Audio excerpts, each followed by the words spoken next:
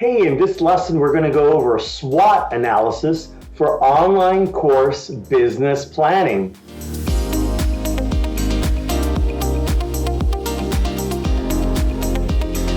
Hey, in this lesson, we're going to go over planning courses using something called SWOT analysis.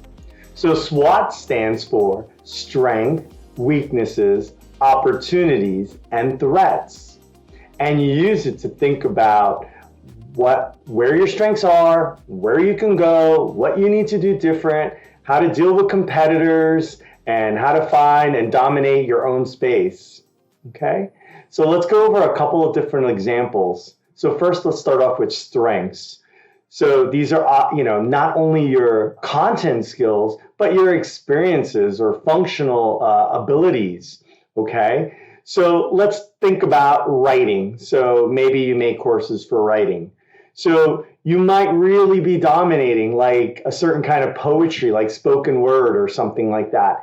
And so those are your strengths, and you should do more of that, double down, keep going, increase your revenues, raise your prices if you have to, because you might be the market leader there. So if, writing or poetry is your jam and you're doing great, keep going, do more of it, if anything. So now let's look at opportunities, and let's use sewing as an example. So maybe you're doing good at sewing, but now you have the ability to either niche down to a certain type of sewing, or sewing for, fashion versus sewing for, stay-at-home moms. So these are all these different opportunities. So you can niche down in a certain thing. You can also go adjacent to other neighbors. So maybe you're really good at sewing or quilting, and you want to go to crocheting. I don't know the difference. But as an example, you can go ahead and start to expand to different kinds of courses. So those would be great things to leverage your strength and take advantage of opportunities that are there that you can easily grab a good market share. Sewing, might have other growth areas or emerging trends. So as an example, maybe cricket or patterns, or there's some new kinds of sewing machines. Those are all different things that you can get into using your sewing base as a strength and expand to those new areas as technologies evolve, processes evolve, or even old things that come back again. You're in a great position to take advantage of those. So those would be opportunities. Another angle would be to analyze your weaknesses. So as you're analyzing what course should you do, think about maybe what you're not so good at.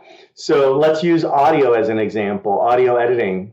So maybe you know how to audio edit video, but multi-track recording for musicians that are creating new soundtracks, that's not your thing. So first of all, you can start to learn and improve your skills on your weaknesses. So you're sort of going to manage your weaknesses. You can also, maybe there's a certain part of your business, like maybe you just need help with a certain type of audio editing, like removing sound or converting text to speech or something like that. So those are things that potentially you can get a contractor, hire, maybe you have a partner, or you might buy some software or something like that.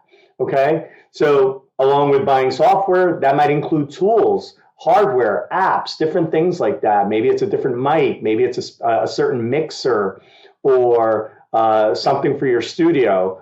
So there's a variety of things you could do to invest to kind of strengthen up some of your weaknesses and minimize the impact.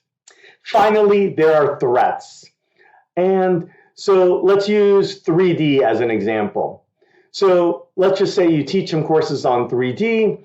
Maybe you teach AutoCAD, but you want to protect from your competitors. Maybe there's a bunch of 3D classes for gaming, right? 3D design of gaming. Maybe you're teaching 3D fundamentals so that it could be used for 3D gamers, or maybe, interior house designers. So those are all different kind of angles. So you might want to protect from competitors, or you might want to get ahead. Maybe there's a new 3D file format, some new 3D software. So while you were previously strong on one software, you can go ahead and you know that the AutoCAD company or Maya or Adobe, one of them is going to release some new 3D program. So you can get ahead, start getting training. And so when the time comes, if that new software really does, flourish, you're in a position to teach that new software, that new 3D techniques.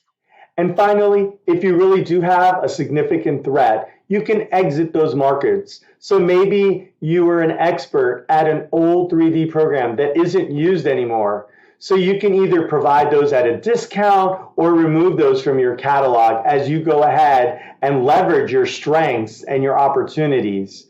Okay, so it's just important to think about what are the threats, what are your weaknesses, so that you can adjust your next wave of classes to bring in some good money earning classes. Okay, so that's SWOT analysis: strength, weaknesses, opportunities, and threats. And you're going to use that to think about maybe as you're figuring out what's the next course I'm going to do. What should be a master class versus kind of a mini course? So as you're thinking about all of those things and you're looking at the market, what's already out there? What can I dominate? What are the things that my customers love on my email list and my blog, as well as maybe what you coach at or your community? So those are all good things to think about as you're figuring out your next wave. All right, I hope this lesson has helped you. Good luck.